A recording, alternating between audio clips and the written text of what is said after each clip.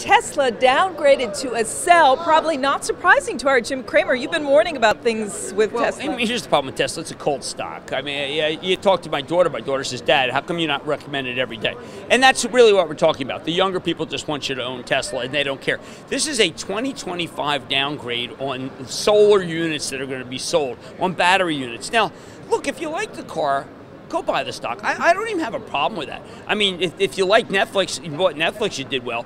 I always liked Netflix because I felt that the total addressable market size was so big that you had to be on Netflix, and I haven't left Netflix.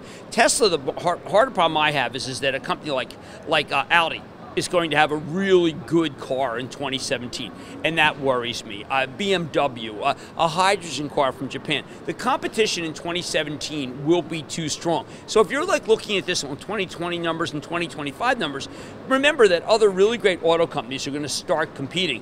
All that said is, once again, for those who believe in the Tesla cult, you got to own it, because you're just going to kick yourself when it jumps right back. Jim, does that mean, though, to look at other auto stocks? No, the auto stocks are terrible.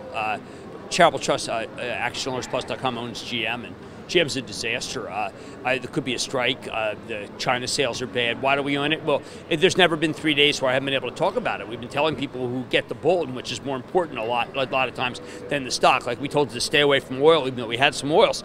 GM is a disaster. I mean, there's just the management's bad. The view of the world is bad. Latin America's bad. U.S. is peaking. China's horrible. Big union problems. Shareholder restive base doesn't matter. Mary Barra doesn't care. The idea of the Fiat merger, which would have been so good, doesn't matter. It's a horrible stock. I just can't get out of it because I'm stuck because of my restrictions.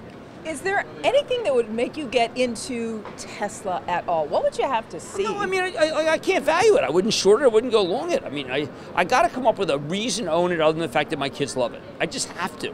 And that, I'm constrained by that. Jim Cramer, thanks as always. I'm Rhonda Schaffler for The Street.